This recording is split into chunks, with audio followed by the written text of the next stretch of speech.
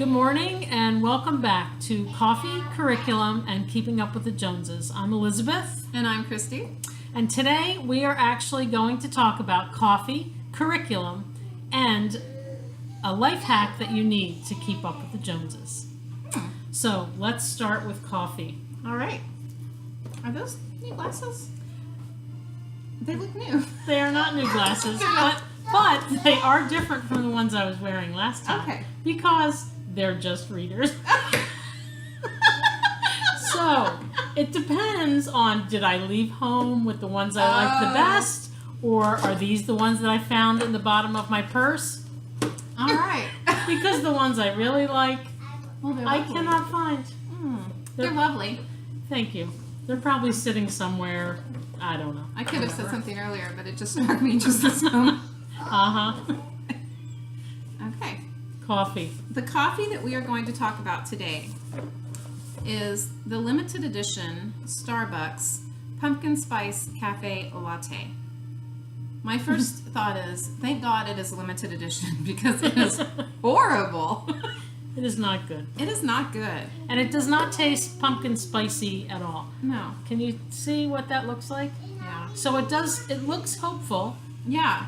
You know, it Yeah. looks creamy It and smells good. delicious, and it does smell pretty good, pretty pumpkin-y. That was my phone. The king has arrived. Yeah, so at first glance you think, I'm getting ready to have a delicious pumpkin spice latte. No. I have to be honest though. Okay. I- Please do. I've never gone to Starbucks and bought a pumpkin spice latte. Neither have so I. I didn't know what it was supposed to taste like. It might Yeah, but taste it's not the way supposed to taste like I was It's gonna not say, supposed to taste like you don't this. think so? No. I thought maybe No, that's because how it's this supposed to doesn't taste. This does not taste pumpkin-y at all. Right. It tastes not pumpkin-y. And Just- it has an aftertaste. Yeah, it has a weird sweet coffee taste, I felt like but it it's had not a- pumpkin. I felt like it had a like an artificial sugar taste to it. Definitely an artificial Did sugar you? taste. Let's look at the ingredients and see. Okay, well, I was going to say there's no ingredients. Okay, so it says sugar, non-fat dried milk, dried cream, natural flavor, pumpkin powder, and salt. Okay, well, no wonder it doesn't taste good. I think where they went wrong was the natural flavor. Or the powdered milk, Yeah. or the powdered creamer. Well, it had to be powdered. It's not going to Well, be. I get it, Yeah. but, you know, it's not good. So the way you make it is you put this in your cup, and there are instructions even for those of you that need remedial coffee making. But you, who can't figure this out? I don't understand. But you were supposed to put this in your cup first, which I did, and then you put this in your Keurig machine, and you make And it, you make your Keurig. stir it up. Now the first time I had it, I thought I let it get cold before I drank it. So I thought Right, it was my because fault. it was cold. Yeah, I thought it was my fault. It is not your fault, It's not Christy. my fault. Thank you. Thank you for speaking truth into my life. Right there. It was $11.99 at a big box store That's a lot. for 9. That's over $1 a cup. Right, but when I bought it, well, I was holding it, and a nice woman came up to me and said, "Oh, get that. Stop helping me at the grocery store, people." I feel like maybe she's like a Starbucks person who's. Well, was she? Well, I don't know. She was in plain clothes, but maybe. Oh, you mean like Yeah, just maybe sent to the yeah, store to entice people to buy things. to hang around? Yeah. And go, oh yeah, I have that. Listen, I like it. I'm curious if that happens. But she said, "Oh, you should get it." And I'm like, $11.99. There's only 9 in there. And she said, "Well, if you were to buy one at Starbucks, it's almost $5." Yeah, but it wouldn't taste like this at Starbucks. Right? I hope not. What we should have done was go to Starbucks and got a Starbucks one beforehand. We've got no budget for this show. Well, right. And if it tastes like this, not Yeah. only did we waste $12, but then we wasted Right. another $6 on the Right. pumpkin spice latte from Starbucks. Yeah. I think my husband will drink it. He'll drink anything. Oh, So, well, there's that. but I have a discriminating palate, and it's a no. It's a no for me. No for me. No for me. All right. That was coffee. Okay, so the curriculum we're going to talk about today, actually it's two different ones, but in general, the subject we're going to talk about is grammar. We have Easy Grammar Plus, which I really like. It's very simple. Well, it's very easy. This big book is a student book or student worksheets and a teacher answer. So on one side is the correct answers, and on the other side is the student paper that you can copy, or, I mean, if you want to use it for one child, I guess you could just have them fill out the paper, and then, because the workbook is one side and the answers are on the other side. You can actually buy a student workbook. And you can buy a student workbook, but if you were trying to go on the cheap and you didn't want to buy both, technically you could do this. Or you could just go to your library and copy it. But really, by the time you spend the money to copy every page you need, you really might as well buy the student workbook. Well, a moment of honesty here. I've used this book, specifically this book, for probably 7 children.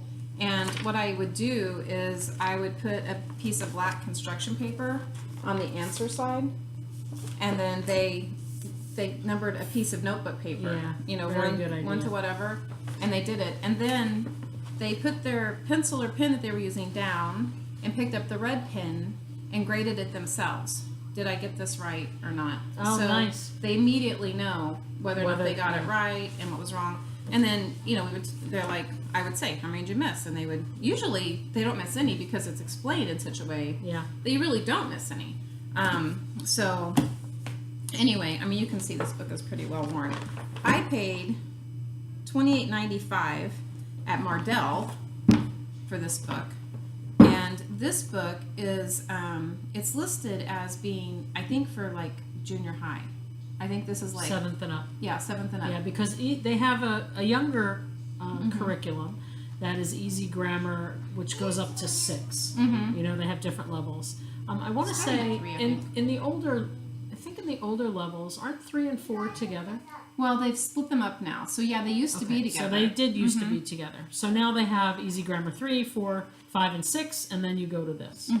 But what I did was I didn't really do a grammar program in the early grades because we did grammar through literature, through reading. So that's how we broke down the sentences, and then we said, okay, now what is this? Because really, I don't feel like they're ready to learn grammar until they're older. And really, I didn't want them to hate reading. Or not reading. Well, I didn't want them to hate reading either, but what I was going to say was writing. Right.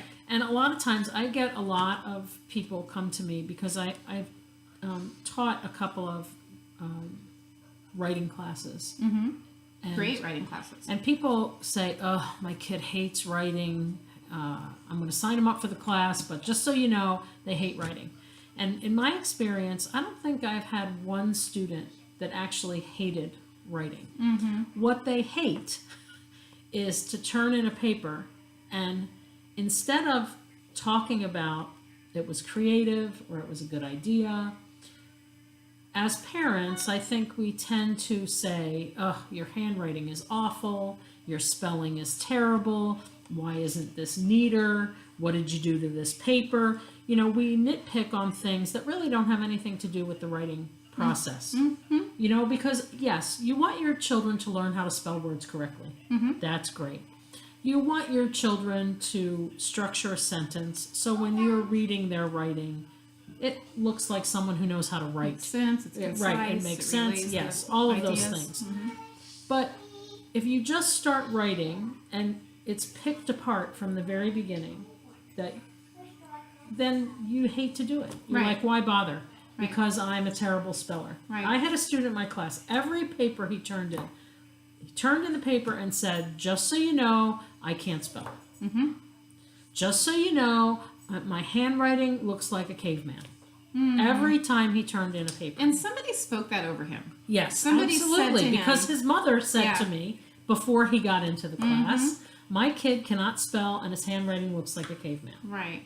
That's not helpful. And that brings me to something I just spoke to someone else about. For every 1 down you give your child, you must give them 5 ups. Wow. So if you are telling them, you know, honey, sweetheart, your writing looks like a caveman, then you should also then follow that up with, but your story was excellent. And you know what? Not even but.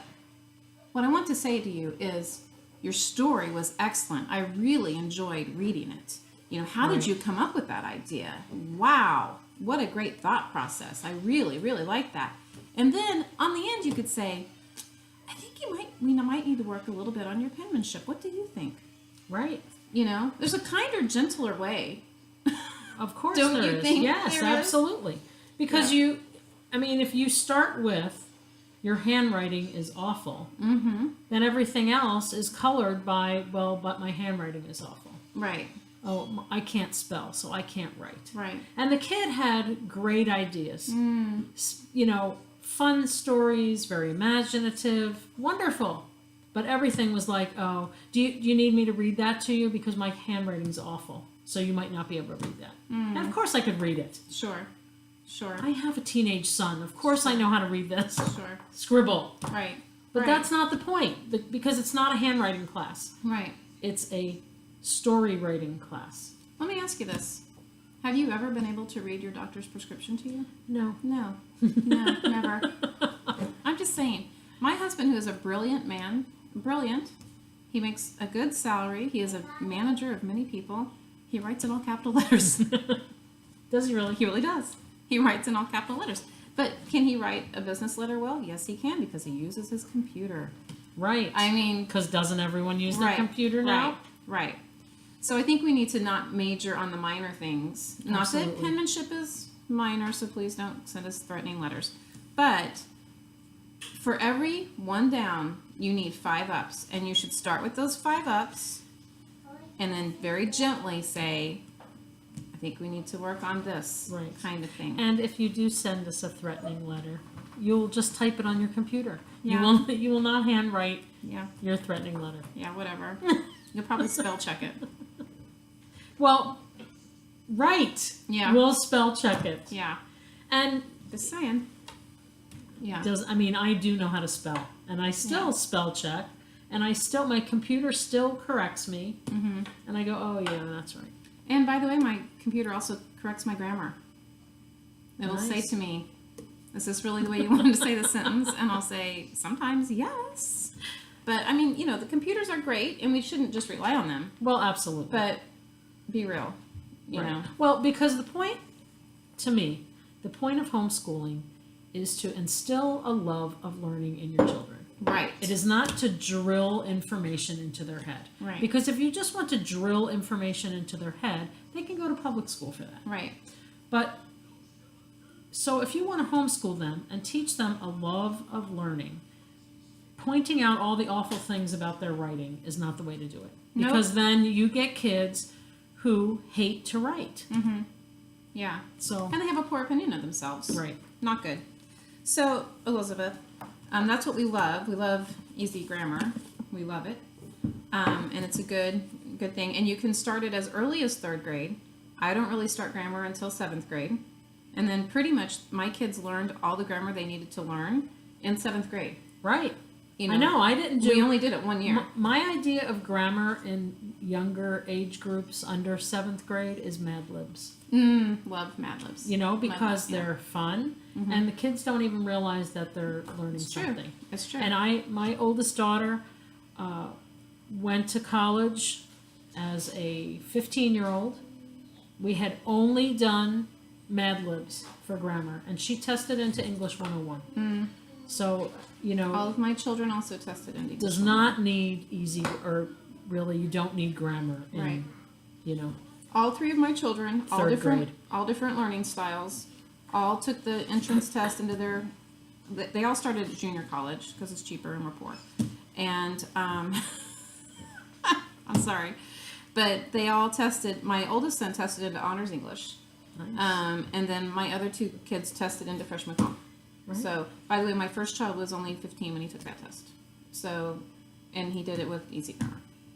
The other thing that we did use, but just like Who was it? Frank Sinatra? I did it my way. Um, we used this format writing, and we used those too. But I have to say, like, I didn't love them. Now, actually, this I didn't use. This someone recommended to me, and I got, and I did not enjoy it at all. What I liked about this Jensen's format writing was that they have in here. Let me see if I can get to the table of contents for ya. So here is the table of contents. And it was anything from, business writing, so how to write a letter if you're complaining, how to write a cover letter for your resume. Yeah, and it had like the proper form to use. So that was really good. It also, talked about the elements of a paragraph, what a paragraph should have. What this book really did for my kids, and I didn't use it exactly the way you should have, but what it did was it made freshman comp so easy because they already knew everything they needed to know in freshman comp. They already knew how to write a composition. Right. They already knew, the elements of a paragraph. They had no problem. They walked right in, and my son would write his freshman comp stuff the night before. Like, he did put very little thought into it because, he learned everything he needed to know with this book. I didn't follow the way she teaches it exactly. I did it the way I wanted to do it. And I'm not going to tell you how I did it because really you have to figure out what works for you. Yeah. If you write me a letter, I will tell you what I did. But this was really good. And what else was I going to say about it? I did it their senior year. So now for my son, I did it when he was 14. But for my other kids, I used it their senior year so that when they went to freshman comp, they were ready. It was all fresh. Yeah. So that was that. All right. What's great about this vocabulary is it starts out with Latin, which I really like, and it's very important. And I think that... Why is it important? Well, because you will be able to identify a lot of words or know what a lot of words mean just based on your knowledge of some Latin. Mm-hmm. If you see a word that has a Latin root, like you will bisect. All automatically recognize it and say, oh, I think I know what that means. Mm-hmm. So while I did not use this program, I think having a Latin and Greek basis in your vocabulary is very important. I used this program for all of my kids, and I think it helped their spelling. Oh, yeah. But my daughter told me what it helped her with was when she went to take like college entrance tests and those kinds of things. Even if she didn't know what a word was, she was able to figure out what it was from the root. Right. Or to, kind of figure out... like what it's about. Right, what it's about. What is going on in this word? So, like, for example, I said bisect before. So, one of the things that they learn, they have the roots that they learn. And so, on here, bi means two. And so, bisect, and sect meant, means to, well, this says to follow, that's not it. Sect. Right here. Oh, to cut. So, thank you, Elizabeth. So, I wanted to be able to show it to you. I knew it meant to cut, but, so we have, well, somewhere on here. Am I close? Where's bi? I don't know. Oh, bi was down here. Bi is down here. It's two. We're great. It left. Okay, so there's the bi, and where is the cut, or the sect? Oh, sect is up here, and it's to cut. So when she learned sect, she knows that means to cut, and she learned bi, that means two, so cut and two. And so that was like a really basic explanation. But, there were harder words, that she was able to do, like inscription, that, they know what it is just from learning script meant to write. Right. So those kinds of things. So I feel like this book was excellent, and it only took a very short amount of time every day. So one a day, Do they very short time. they have a list that they memorize every day, or Well, okay, so I did it by the weeks, and so you start out the first lesson, the 1A, is a list of the words and the definitions, and then the next day you have a list of the words, and so then you write the root of the word and the meaning. So that would be like day 2. Day 3 is the definitions without the words. oh, and then you So fill you them have to in. fill them in. And then day 4 is kind of the same thing. So, wait, use your Latin word sheet. Oh, you put them in a sentence. Oh, yeah. So day 4 is using it in a sentence. And so then on Fridays, on day 5, I would read the definition, and their quiz was to write the word. Right. So, for some of my kids, my first child, I didn't give him a word bank because he can spell absolutely anything. Some of my other kids, I would actually give them a word bank because they have difficulty spelling. Right. So, and the point is not necessarily spelling, although it helps your spelling. The point is vocabulary. Right. So don't get hung up on perfection, Right. right? All right. It's time for keeping up with the Joneses. Keeping up with the Joneses. Okay, so This is awesome. Christy has a life hack. I do. So I went to my friend's house the other day to pick something up, and when I walked into her kitchen, she was spraying Raid in the air. Whoosh, in her kitchen. Just spraying it. And I'm like, what are you doing? What are you doing? And I did this. What are you doing? What are you doing? And she had a fruit fly infestation. And I guess it had been going on for several days, and she was going bonkers. She's like, I can't stand it anymore. And so this is what you do when you have a fruit fly infestation. You take a glass jar, and I will tell you, use a glass jar because the plastic wrap doesn't really stick very well to the plastic. So use a glass jar. And then you put a piece of fruit in here. Now, this was part of a really, really good peach, and I used it because I like to think it's their last meal. And I want them to have a good last meal. So you put the peach in here, or banana is their favorite, as Elizabeth told me earlier. So if I were really concerned about their last meal needs, I would have put the banana in here. But so you put that in there, you cover it with saran wrap, and then you poke with a fork, you poke a few holes in the top. I don't know why it works, but the fruit flies go in, they can't get out. I don't know if the exit isn't clearly marked for them, but they cannot get out. And within 12 hours, like when I go to bed tonight, I unfortunately left a banana out too long. And so I have a few fruit flies in my kitchen right now. But by the time I go to bed tonight, they will all be in this jar. I will not have any more in my kitchen. That's nice. Yeah, without Raid. And can I suggest also Yes? that after you collect the fruit flies, that you could gather a few of them and look at them under a microscope. Great idea, Elizabeth. And then this could be science. That's right. And also, if you use a plastic jar, you could also put a plastic jar and the plastic wrap and then put a rubber band around it. Right.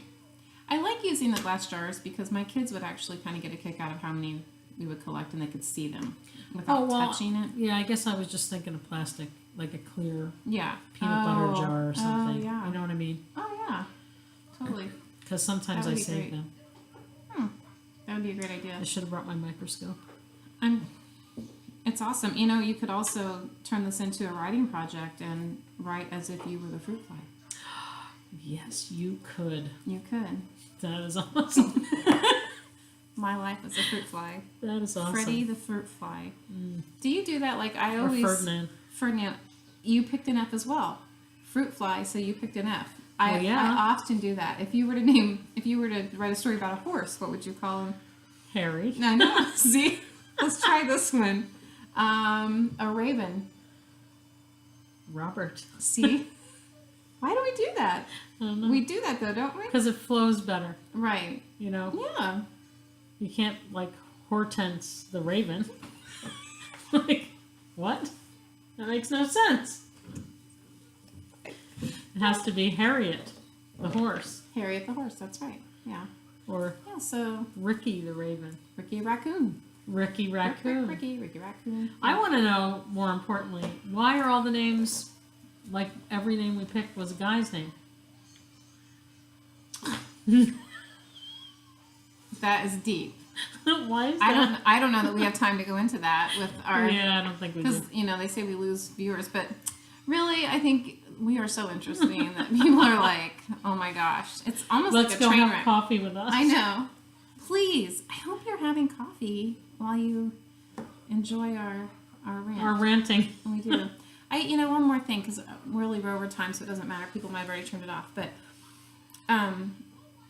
someone quoted a verse at me the other day.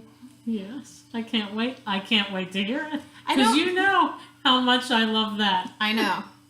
I actually don't remember the verse they quoted at me, but I had said something about that I struggle with self-control in a certain area, Oh, yeah. and they quoted a verse at me. I was already admitting I had an issue. I have an issue, okay? And so they quoted a verse at me, and I kind of was like, yeah, that's a good one.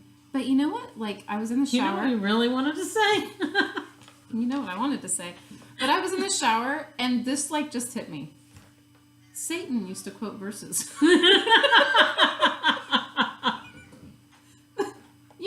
Did you tell her? No, because it hit me in the shower. I know, I was thinking. Yeah. I think you should, post it to Facebook. Yeah, maybe I will. Because she did post that on your wall, right? Mm-hmm. Yeah, I remember. I remember that. Yeah. So, anywho, I erased it. Is it still there? I thought I deleted it. No, I just saw it when she originally Oh, posted it. okay. You probably did erase it. Yeah, because I was like... So, anyway. Yeah, gotta love Don't that. be a Satan. It's okay to share verses with people, but seriously? Yeah, 5 ups, people. 5 ups. that's right. I didn't get a single up. She got one from me. I did. She just doesn't have 5 of those friends. I don't. She has 5 of those other kind of friends. I know. I do. Probably more. I know. I'm working on it. All right, well, it was nice talking to you. See you next week.